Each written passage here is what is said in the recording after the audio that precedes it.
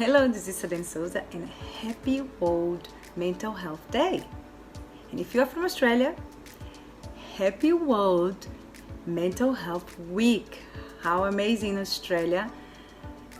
They commit to this cause, commit to this calling, commit to this awareness for a week. And you know what's interesting? I never thought about when have we started celebrating or bringing the 10th of October into our awareness. And in my little research, I found out that it's since 1992. I was very young when it started. And what I'm sharing with you is because it when I started to read about it, it made so much sense to me why we have, as mental health professionals, struggle to get in the system, to have more work in hospital, in schools. It has been a fight. It's only 28 years that we are actually bringing the awareness of the mental health to everyone. So in 1992, the World Federal of Mental Health, at that time led by Richard Hunter, I actually searched for it, but I couldn't find anything about him, initiate this movement. For 2 years was mainly to bring the awareness of mental health by educating the public and advocating for mental health. I believe, let me check my notes, in 1994, they start bringing themes every year. So the first theme was called Improving the Quality of Mental Health Service Throughout the World. This was so big that in 1995, they had much more events going around the world and people getting together and creating strategies and more research and more, education and everything to bring more and more awareness. And since 1996, they start to bring other themes. If you go to Wikipedia, there is a list, amazing list that you can read, and you can see how we have been evolving. And in 1996, we start with women and mental health. Then it was children and mental health. And then, moving to up to, 2006, mental health and suicide, and 2004, mental health and physical health. So, 2014, living with schizophrenia, so all this was coming up. 2016, psychology first aid. And why I'm saying this, and sorry if I look at here and there, is because I don't know where's the camera sometimes. 2016, psychological first aid was a theme, which makes me so happy that we start to have many other stress management support and here and there, because they also had a theme about mental health in the workplace. Why I'm giving all these names, all the themes here, is because for 28 years we are talking about this. We are trying to stop the stigma around mental health and stop excluding and separating mental health from physical health, and separating the human being, from all the levels that we need to look at when we are talking about health. And talking about psychological first aid, the program Robbie Abels and I developed is called the MATES Brain Regulation Program, which is kind of a first aid, but also preventative way of dealing with mental health. And I'm thinking, oh my God, everything is so new, and we are still fighting to stop stigma. This year, with this crisis, with this situation with coronavirus, we have been tested about our mental health. And we have been questioning, and I have been helping people to think, how was you before coronavirus? And how have you been during coronavirus, especially the most stressful moments during this whole crisis? health crisis, and how are you managing your mental health? Because we still, in this place where we don't know anymore what's going to happen next, and having to adapt every single day with this new kind of reality we have now. So 2020, this year, October 10th, the theme is, let me read for you, Move for Mental Health, Increased Investment in Mental Health. Okay, let me just read 1992. Let's go back to 1992. No, 1994. Improving the quality of mental health service throughout the world. Okay, improving the quality of mental health services around the world.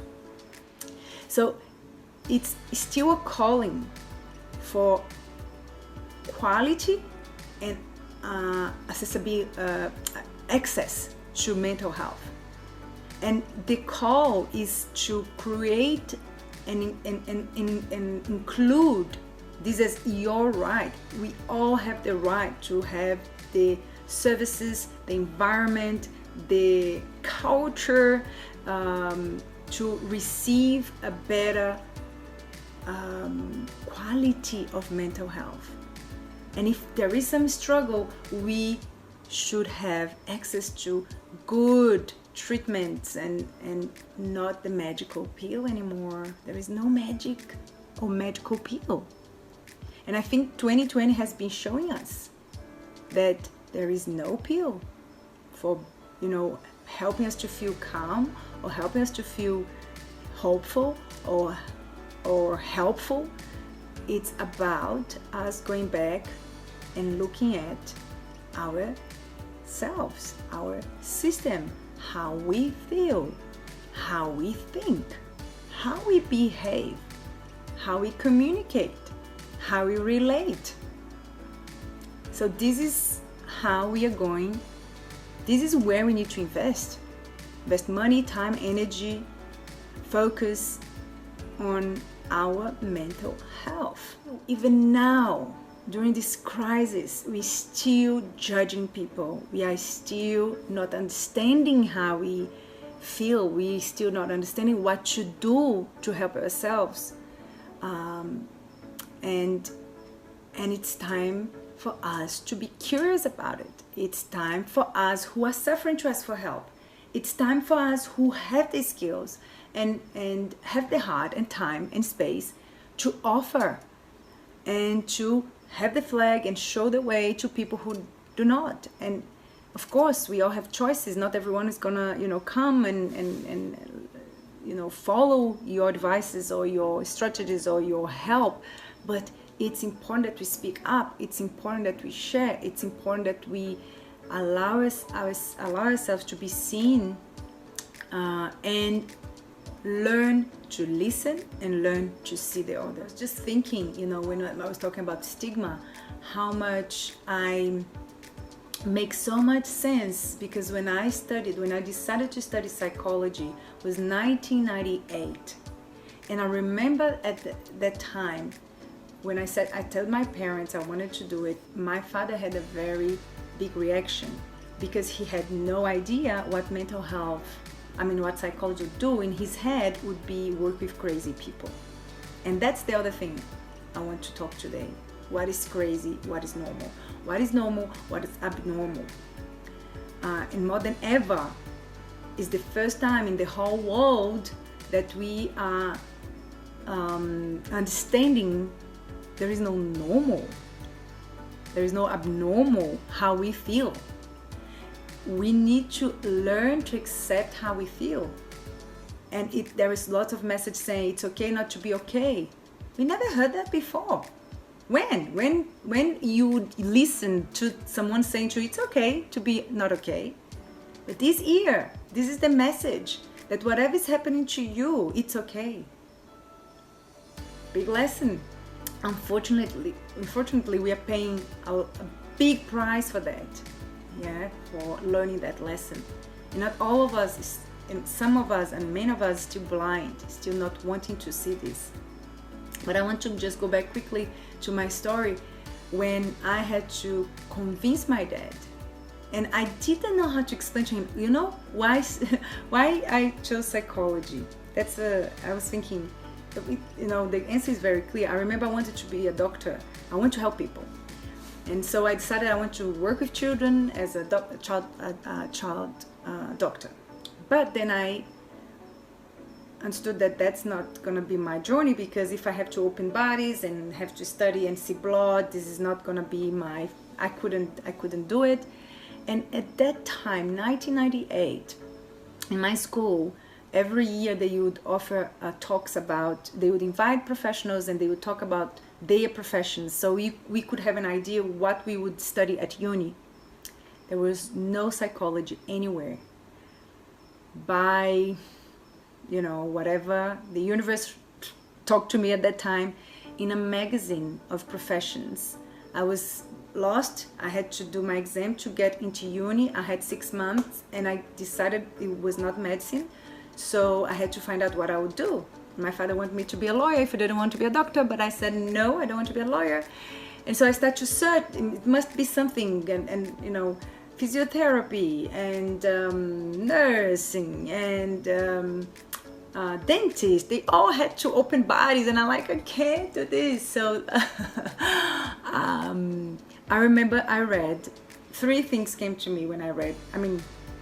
3 things that really caught my attention. One is, when they were writing about psychology, they were saying, if you want to help people, this is the profession you're going to choose. The second thing that I read was, you can work with different people and in different areas. And I read like hospitals, schools, justice system, and different aids, and you can work individually, you can work in group. I said, oh my God, this is for me. And then I went to see the curriculum, and yes, you had to study anatomy and go to rats labs, but you didn't need to open bodies. At least in my course, we didn't need. We had to see some parts of anatomy, and the brain there and things like that, but we didn't need to cut it, and we didn't need to see the blood and la. So I said, okay, this might be for me. Let's see how this is gonna be. And it was just the perfect choice. But I told all this story because what I want to say is, not only from my dad, but from my uncles and aunties and some of even my close friends, they asked me why I was choosing to do psychology.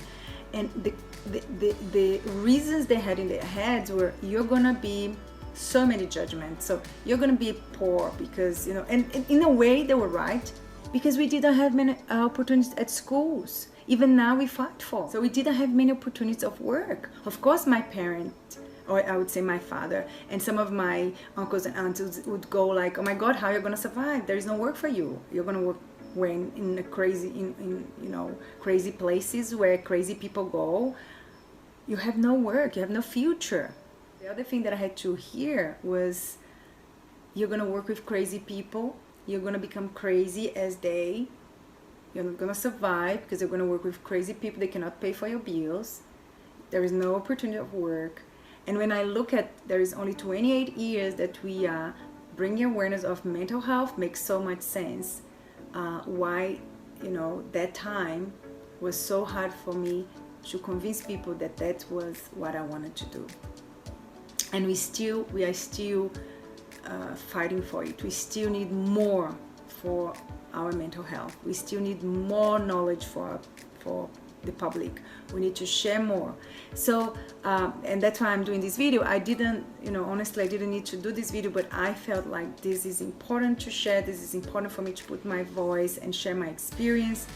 And I remember there was a guy who said to me, he was a kind of psychic, and he said to me, I just want to say 2 things for you if you want to do psychology.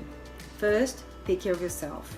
Really take care of yourself. Oh my God, he was so right, so right. And so since the beginning of my course, I was open for therapy.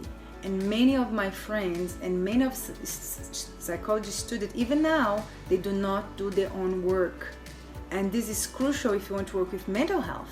You have to take care of your mental health to be able to provide a healthier presence for your clients. And the second thing he said, your psychology is the profession of the future. So right, and I think this is the year that mental health professions are finally being recognized by the colleagues from health professions, from health community, and also by the public and by other people. And people are starting to feel less ashamed to say they have a problem. And mental health professionals are finally looking for support as well. Okay, so what is mental health? Let's dive into this.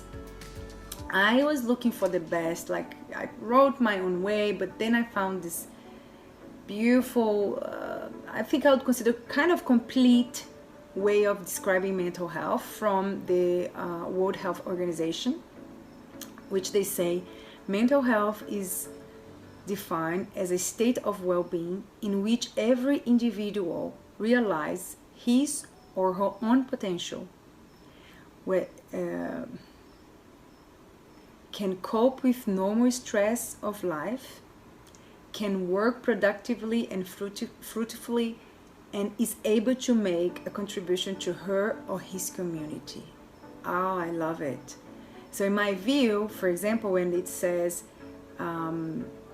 every individual, so it's the state of well-being in which every individual realizes his own or her own potential.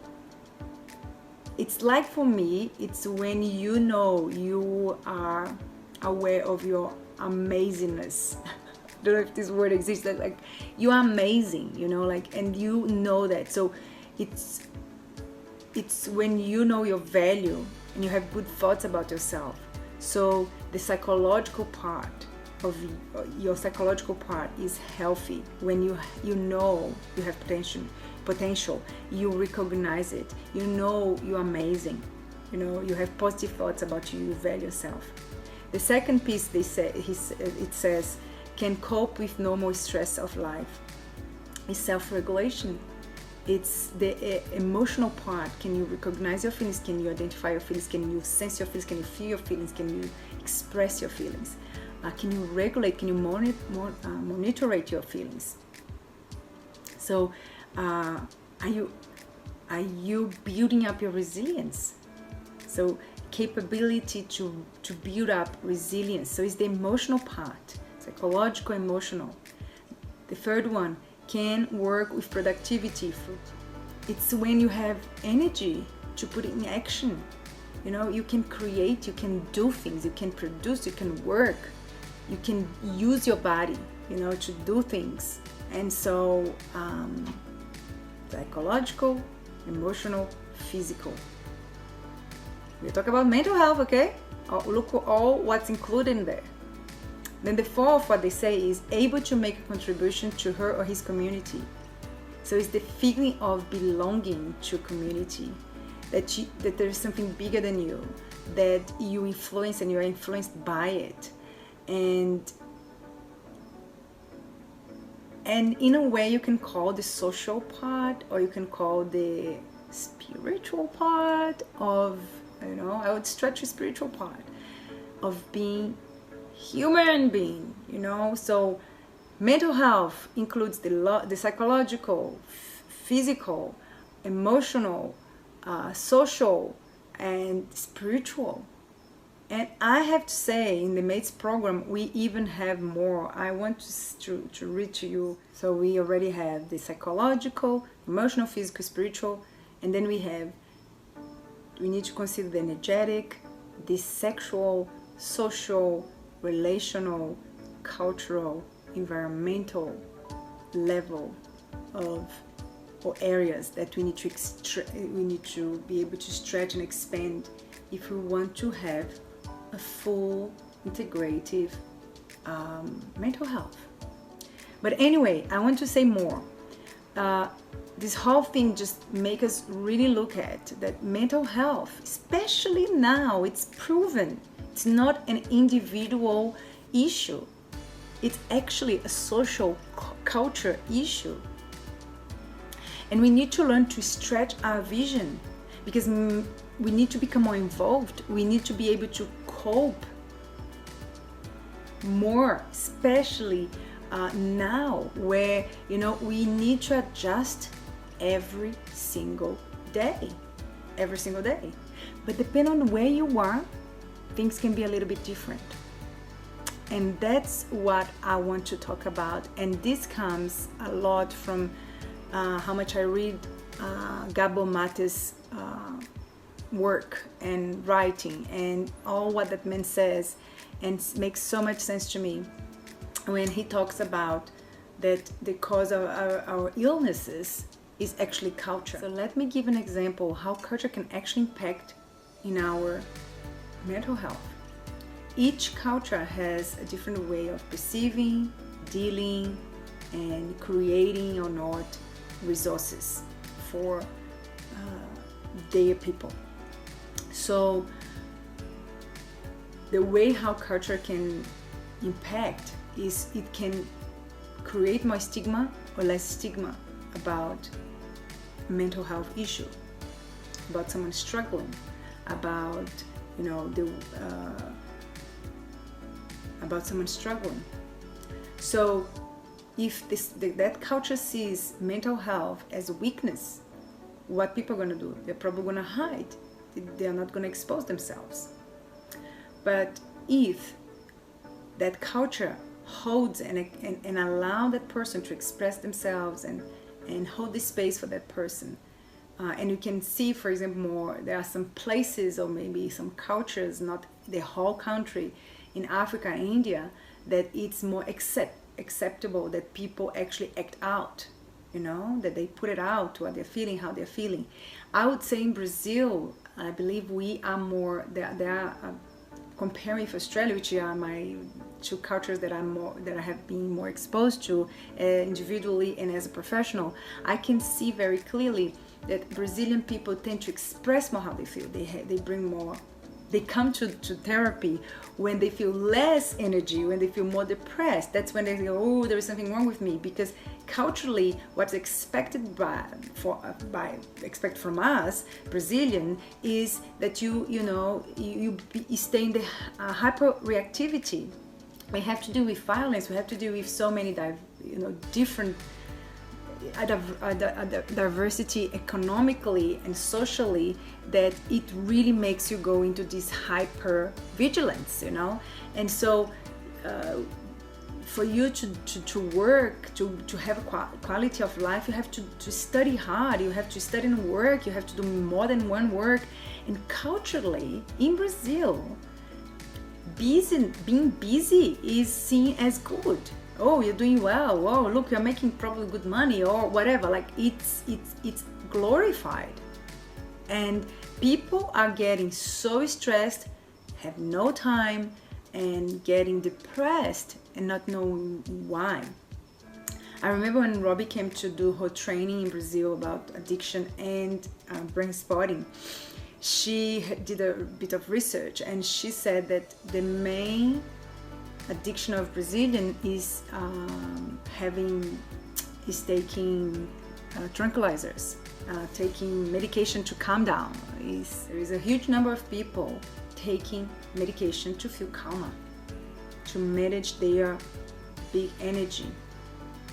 And what we know now, there is no magic pill. That's what we know. It can help you manage, but it's not gonna help the cause of the issue.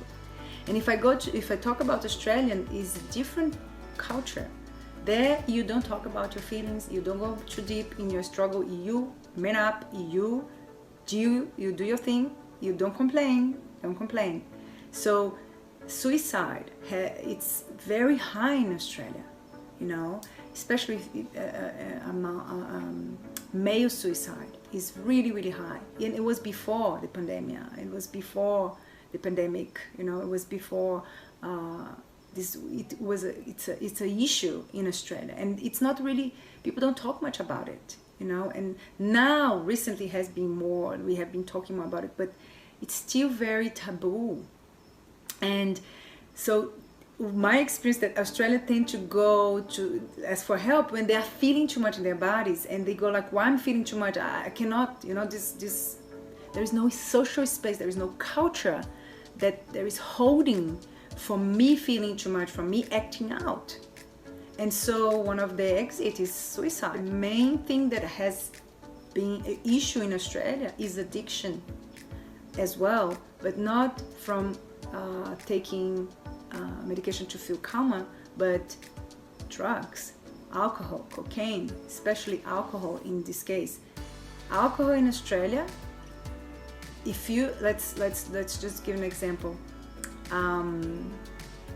In Brazil, if you drink every day, even if you just want to have one glass every night, and if you drink in your lunchtime, if you negotiate drinking alcohol and work and drink, there is something that people start to look at you, ooh, I think that person has some kind of alcoholism. If you every weekend go out, and only weekend you go crazy and you drink a lot and you get drunk, people around you is going to start to look at you, there is something not okay. This is not okay. They might not help you or help you, it doesn't matter, but people look at you, there is something wrong in here. In Australia, it's the opposite. I had to help people who were recovering from alcoholism to learn to deal with, I know this is most of the places, but in Australia it was a little bit higher, the pressure to make people drink. Drinking every day is normal, and drinking doing business is normal, drinking during lunchtime is normal. And so drinking, heavy drinkers on the weekends, it's okay. It's so okay that culturally people in Australia can say, I have sick leave because I have hungover. Here in Brazil, if you go to your boss and say sick leave because I am hungover, you lose your job straight away.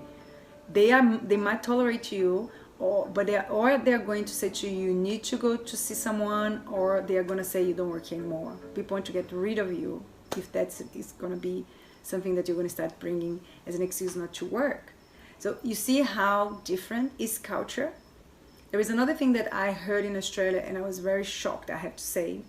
And I'm not here to say Brazil is better or Australia is better. I'm just using two countries and cultures that I know, because I love both countries and I love both people, and I learned so much from both experiences living in Brazil and Australia. But I don't know, I think it was let's say 5 years ago, I believe 5 years ago or more, maybe 5 years ago, I met this lady who told me that she had her father doing surgery. And after the surgery, the nurse came to the room and offered like a menu, what he wanted for drinking and eating in the food. And they had alcohol in the menu. They had wine. You never see this in Brazil. At least I'm not aware of it. I know it's different. I believe it's not happening more anymore. I hope not. But 5 years ago, I heard that story. So you see, culture, it's going to help you to solve that in a certain way. It's going to hold the space if this is a problem, or it's going to make you feel ashamed and make you think you need to hide yourself, and if you need to do on your own and you have to take care of yourself. Or it's going to open, socially, and it's going to, create a community to help you. So yes, if there is stigma, this is going to be an issue. If there is no understanding about the symptoms, what are the symptoms for feeling the way how we feel, if we cannot say, oh, this is actually struggle, many people are going through this, and this could be considered a type of symptoms of something, this can help people to ask for help. And it can help people to realize what's going on with them and give them choices. The other way, so understanding symptoms, understanding health in general, it's gonna give you more choices. It's gonna give more opportunities of creating services and treatments and stopping this taboo thing and really facing it, what needs to be faced. So community support is going to be available, services are going to be available, and people wouldn't feel so alone. And so probably we would reduce, definitely we could reduce the number of suicide in the world, and maybe the divorce in the world, and maybe the physical illnesses that we have, in the world, chronic pain and so many other things.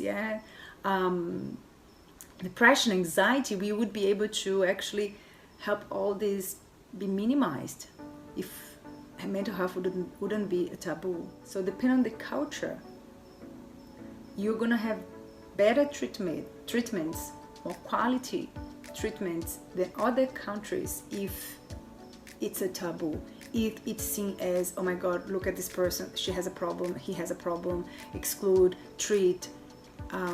But if it's seen as, it's something that is for everyone, and we need to help everyone to become aware what is the pain behind the symptoms and the addiction, then we're going to have a different society. Then we're going to have an open-minded and an open-hearted society to create much more resources, not just pills and medication, but actually one of the beautiful things about Australia, if you work too much in Australia, you are actually seen as poor you. You're working too much, you're not having quality of time. You need to, enjoy more, you need to do more sports. So yes, there is this part as well that's beautiful there, but if that would be with the other part where when someone is struggling, we have also ways how to include more and not saying this is your problem individually, then it would be easier for us to have more support for mental health. So I'd like to share some of the Gabor Mate's words and just go a little bit into reflection with you. So one of it is, Gabor says, our society takes a biological, individualized approach to mental health care in the treatment of a number of issues, including anxiety, depression, and addiction. He actually says that the treatment should be more expansive. We needed to have more expensive form of care, one that makes the connection between physical and mental components and accounts for the influence of our surrounding environment. So he's saying body and mind are not separated, and he's saying we need to become aware of the environment of that person. Gabor Mate also says that mental distress and pathology is not one thing in that person. We all have a little bit of it. In some level, in some stage, a little bit more, a little bit less. It's part of us. And what we need to stop is ignoring our emotional needs. Stop prioritizing objects over people and well-being. So I just love everything he says.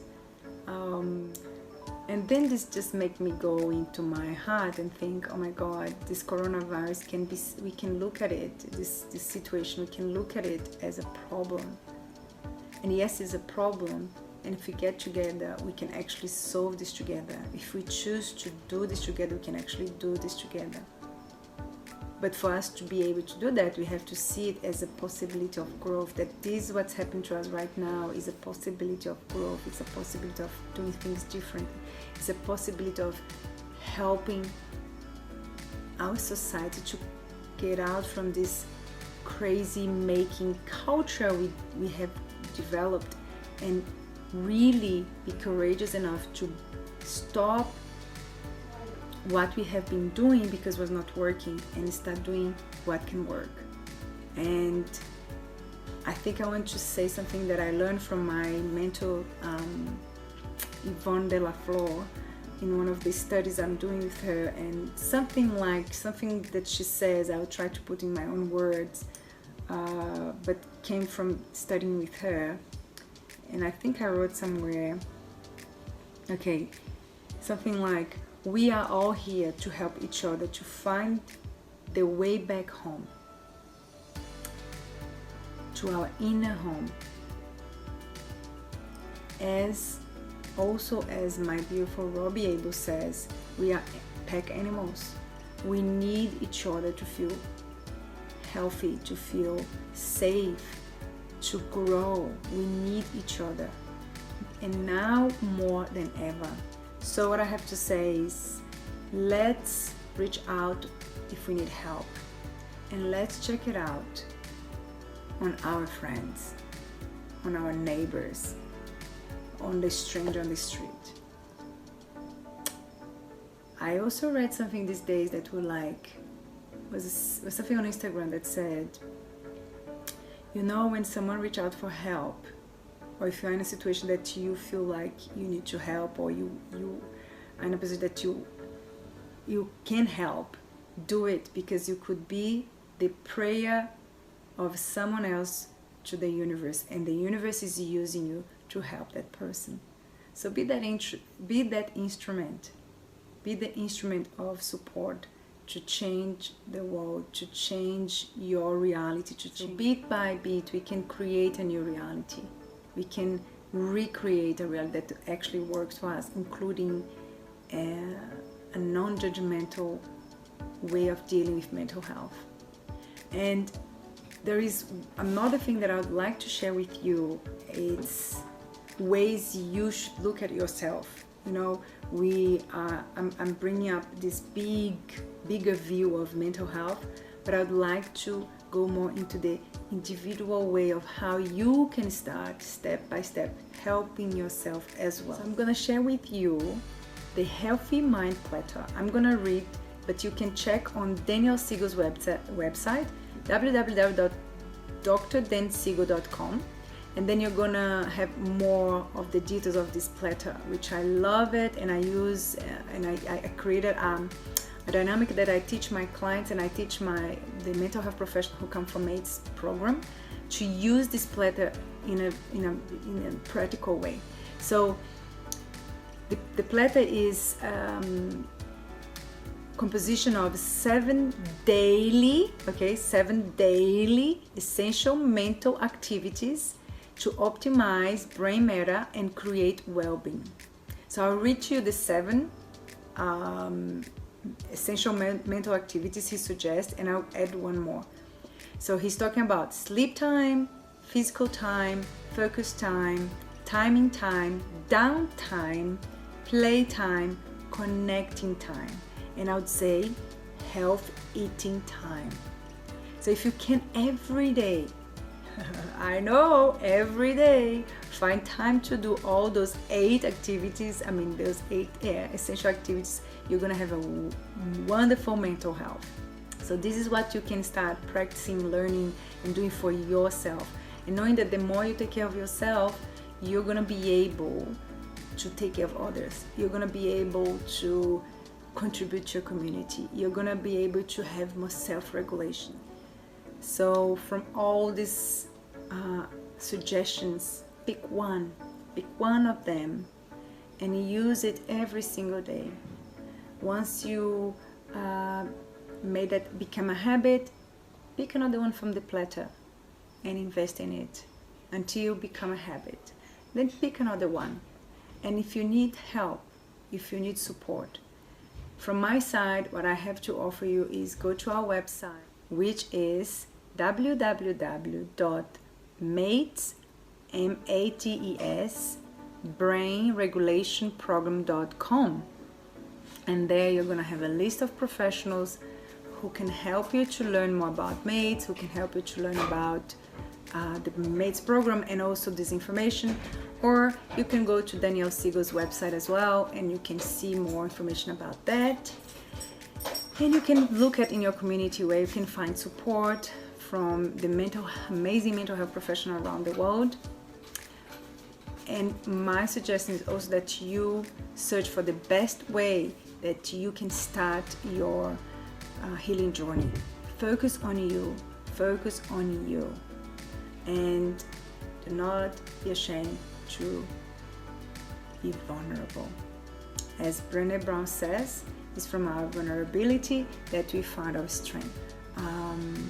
So this is my message, and this is my wish for you and for the planet, that we have a much stronger, amazing, brilliant mental health that's holistic and integrative for us. This message, I send you a big hug, and I hope this was helpful in some way, and it was nice to share my thoughts.